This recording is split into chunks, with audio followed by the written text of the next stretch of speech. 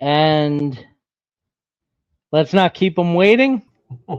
Will Strouse, my commentary partner, ECWA. What's going on, Will? How you doing tonight? Maestro Brady, thank you for having me. we're, we're very happy to have you, and we can see you this time, which is nice. Yeah, As a what a as a change. What an side. idea. How'd you make There you out with go. those storms? You doing okay? Oh yeah, we're fine. Yeah, yeah, Okay, that's yeah. good. That's what you want. I mean, The there's a sky, storm coming. Heat stroke is yeah. coming. You guys got to get. I mean, the weather's Ah, beautiful right now, but the storm is coming, man. You got heat stroke. What? I mean, did you see the backyarders get they're doing their thing. They're talking about the heat, and then the fire department comes out of the. right.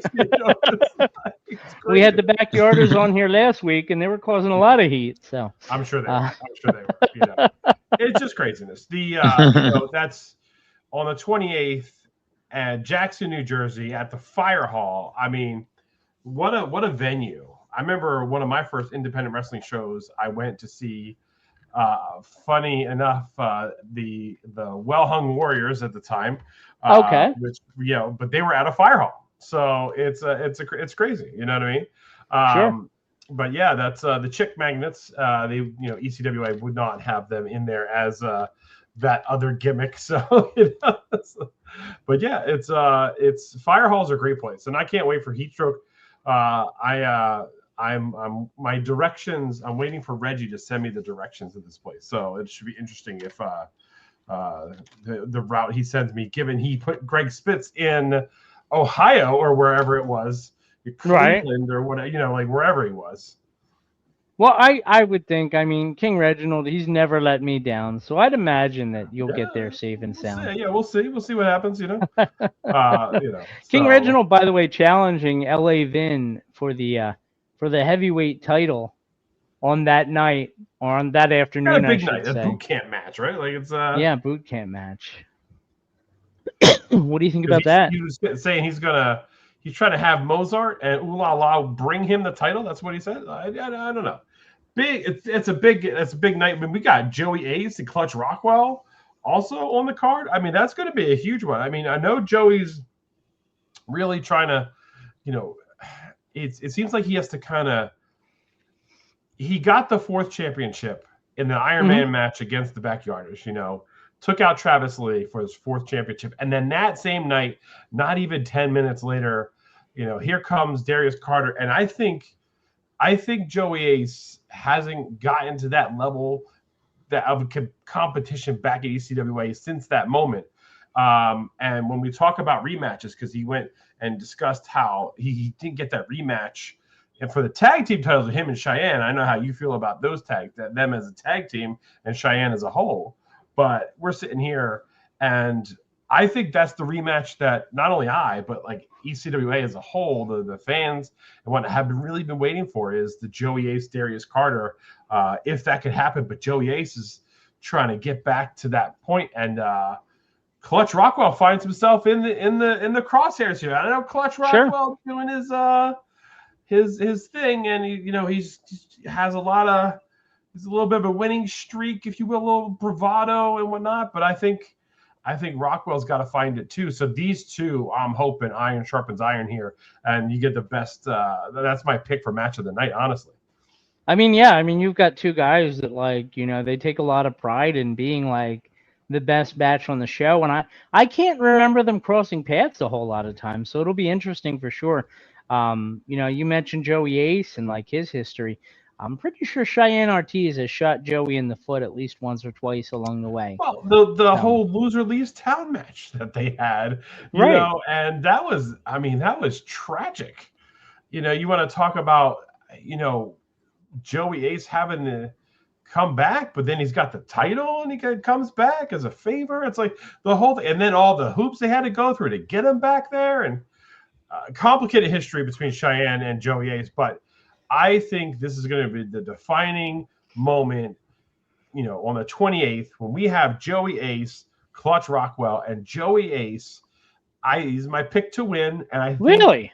yeah, I mean, I think Rockwell has been overconfident.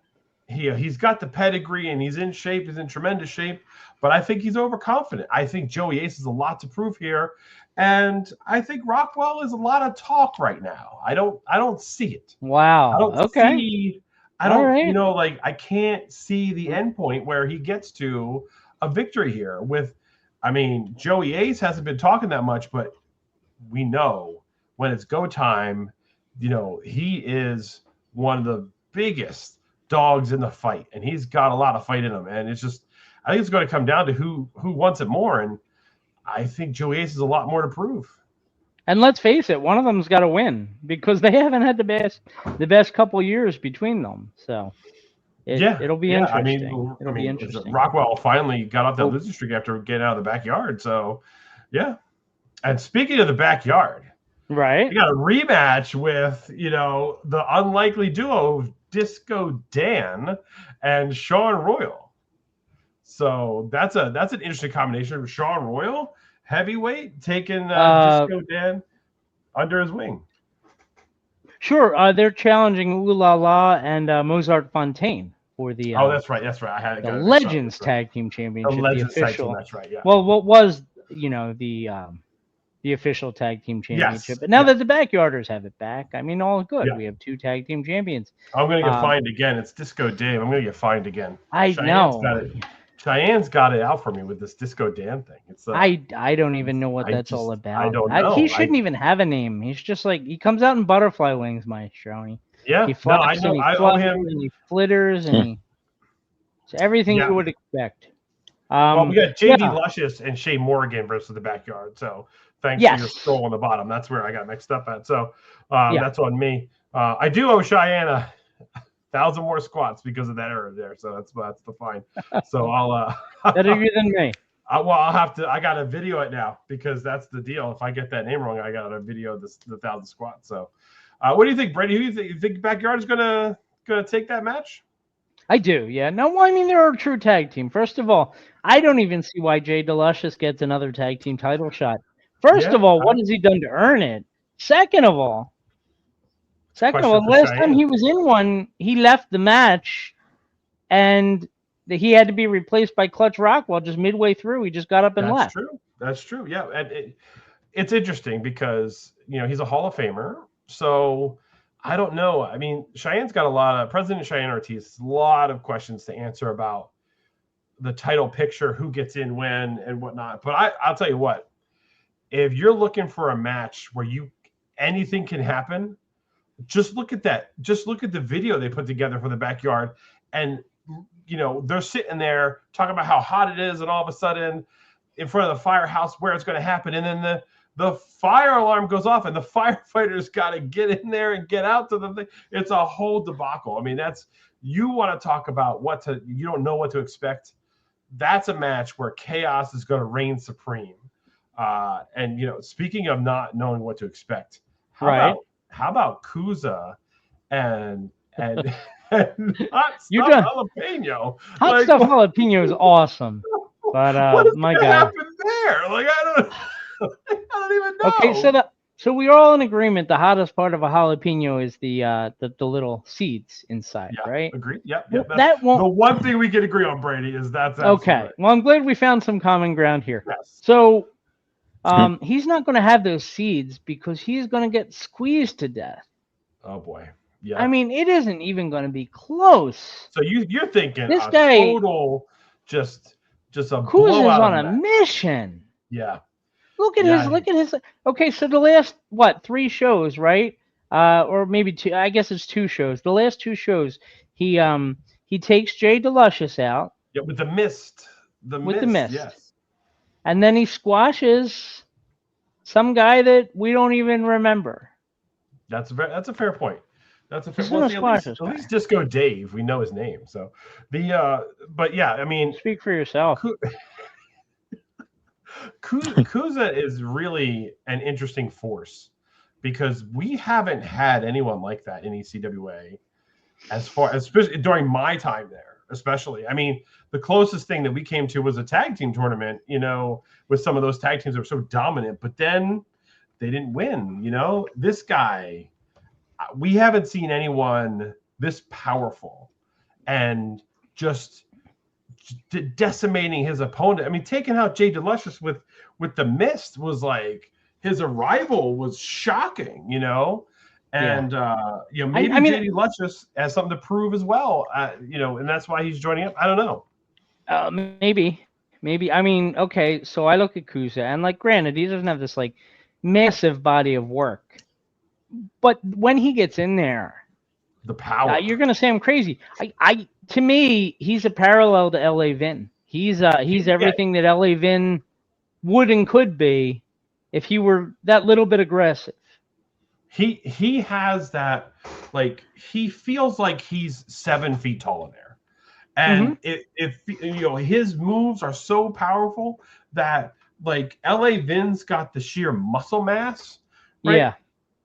But Kuza's, like, the way that he moves and the way that he generates that power, it's not hidden because you can see it, but it's like he has more power than it seems. It's deceptively where he has, and he just ragdolls people, right?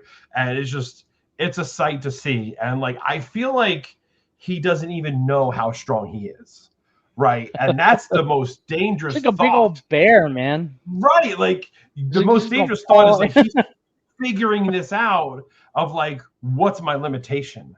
And when when we're ringside, like, I don't know about you, Brady, but I don't feel necessarily safe out there. Like, most of the time, unless, like, well, you shouldn't. Backyarders The way doing you something talked crazy, about him, no holds barred matches, whatever. Like, okay, those are, we don't. But when Kuza comes out, I can't predict what this guy's going to do at all. You shouldn't feel safe. He's told me you shouldn't. Just I'm glad these are the people. This is the person you make friends with. Is the man who spits mists at James. You want to be an enemy of him? Yeah.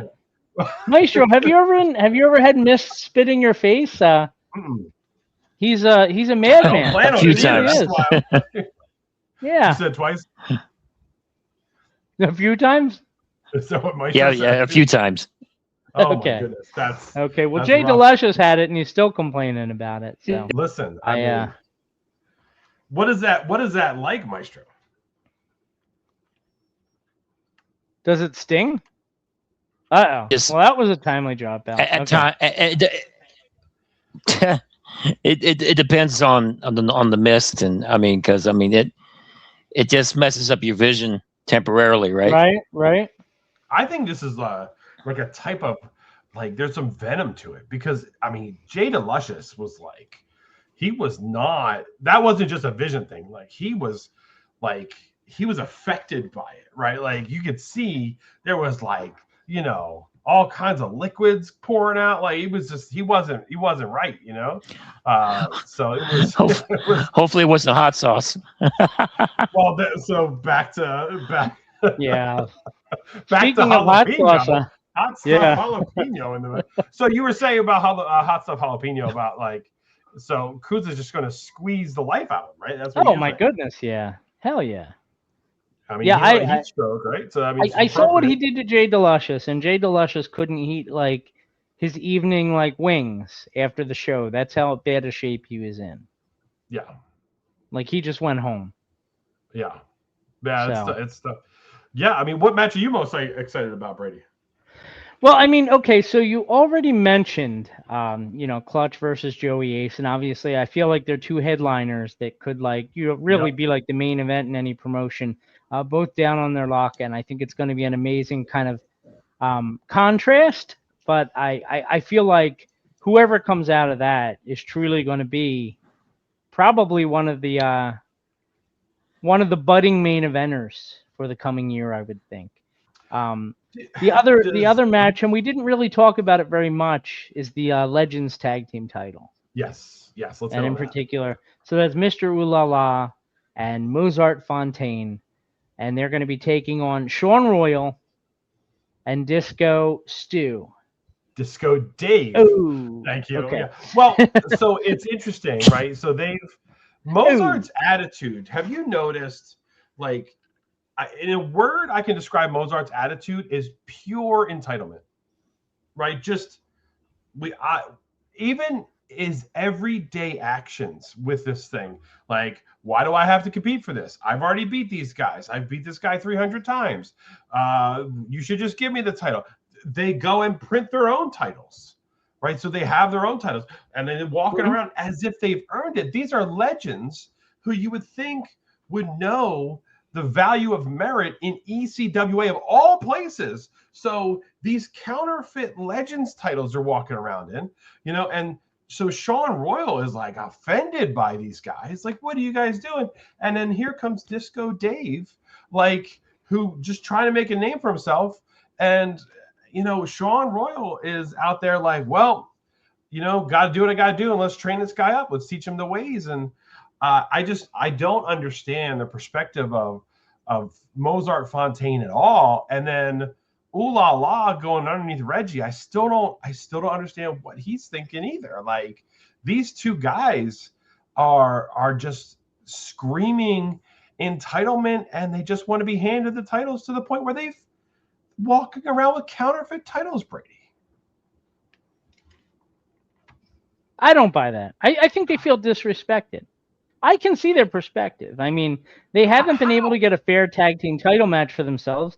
I could see King Reginald making them promises because, let's be honest, Cheyenne Ortiz certainly wasn't offering them anything. Oh, here we go. He would have been content to have them in the pre-show, and that's a shame for two legends of that caliber. Mr. Ulala just held the heavyweight title, 3 years ago? It wasn't that long ago. Yeah, I mean, in my opinion, they're doing what they need to do to stay relevant because they're not getting help. I mean, ECWA it's all you. Is all about, making your way by getting yourself in close with the fans and earning every step of that way. That's what the ECWA is built on. It's built on the Super 8. Right? You don't just show up to the Super 8 and you're handed, that trophy. That's not how ECWA is. The history and the lineage of every single title that's there, from the Mid-Atlantic title to the World Heavyweight title to all of the Super 8 winners and everyone who's competed, there's a prestige of that lineage that this is a place where you prove yourself. And Mozart and Ooh La La are proving that they're just whiny people who are thinking they're entitled to a Legends Championship based on what they did 10, 15 years ago, unlike Sean Royal, who's out here like, I'll prove it right now with all that I got. Like, he's there to prove it. And that's the issue, I think, right now. Go ahead. Can I draw an analogy? And I think one that you'll appreciate. Okay, so what do you do if the Super 8 is your goal and management just won't give you the chance at it? And the answer is... Am I going to print my own trophy? No. No. You do what Sean Carr... You do what Sean Carr did a few years ago. You go and you take out one of the participants right before the show, Mike Law, and you get yourself in the tournament, and then you go and you win the tournament. I understand doing what you have to do, and I understand... Well, they're doing what they have to do. Himself, right? Like, these guys, they're not even proving themselves. They're not even doing. They're not even. They defended the belt once. They're going to defend it again. Around like. I mean, you should see Mozart. He's like, once you defend I don't the even belt, know why I'm even compete. He said, I don't even know why I'm competing here tonight. They should just hand it to me. What world are you living in where people just hand you a title that just like. His mind. It's King Reggie's world, and he's gonna have a belt too soon. No, you're not wrong. Let's talk about King Reggie. Can we? Okay. I think we're really looking past King Reggie, and we're just assuming that's a win for LA Vin. And I feel as though. Is that what you're doing? No, because listen, do you remember King Reggie picking up LA Vin and throwing him through a table with ease? Yeah. I mean, we're all looking at Reggie like it's a non-factor here, and LA Vin's doing all his weights in the room and all that, and King Reggie's sitting back. But at the same time, you want to talk about deceptive strength like we had earlier. Like Reggie, built like a string bean, picked up LA Vin, 300 plus pounds of muscle, and powered him through a table. And it looked not effortless for him, but he wasn't gassed. So, like, what are the limitations that Reggie has? He may not even know. Right. And so, Reggie, in his desperate state. So you're on the bandwagon, is what you're saying. Well, he's the most dangerous. That's some tendon strength there. Right. Yeah. He's the most dangerous we've ever seen. This is the most, and I know we've talked about threats to LA Vin's title reign and all that. This may be because he's got Mozart Fontaine. He's got the King's Court, right? So King Reggie is a viable threat and may be one of the most dangerous threats to LA Vin's title run in his whole run right now. And if LA Vin's looking past him to, a future competitor, I hope he's not, because this is a problem. He's going to have his head on a swivel. Reggie is clever and cunning, and he has all these old tricks. It's just one of those situations where LA Vin, love him to death, but he's a straight puncher, right? He's straightforward. And you give him, he'll just go right for you. He's not looking around his shoulder or not thinking through the possibilities. It's like, I'll slam him, bam, locked in. That's how he thinks, yeah. Yeah, and he's just like, he's great. But Reggie is going to try everything in the book. And if you think that Reggie won't stoop to any level to gain more power, he started as a butler not 4 years ago. Right. Pardon me. He started as a butler, and now he wants to be champion. He's already become king. To king and then champion? Well, he was a prince too, don't forget. Butler to prince to king. Reggie may have engineered the downfall of the Marvelous Ones so that he could take the spotlight. Oh, I don't know about that. And right now, he's looking at the biggest spotlight in independent wrestling. You already put him through a table. So what is he capable of? You mentioned his strength, and he'll be the first one to tell you this. He has that chimpanzee strength. He'll tell you that. Like, well, the tensile strength. He's deceptively strong. Yeah, that's a tensile strength. Like, you're right. Yeah, he's like, it's like when you go to the zoo and they have like the monkey hands and you can squeeze the different hands and see how the grip is. He has like monkey hand grip. It's amazing. He's an incredible. He's strong. He is. You want to, and that's where, like, I'm so glad that we agree on something besides jalapenos, by the way. We may not even know, like, the depth of Reggie's abilities or his dastardly intentions. And all of that is going to come clear on the 28th.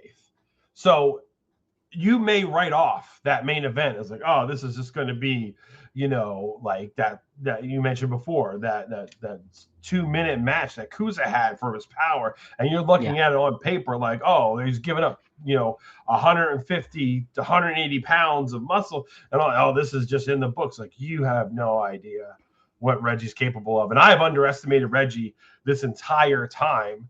But for him to sit here and be on the cusp with the potential to win the heavyweight championship for ECWA, to have a title shot from where he was to where he is now, there's nothing stopping him.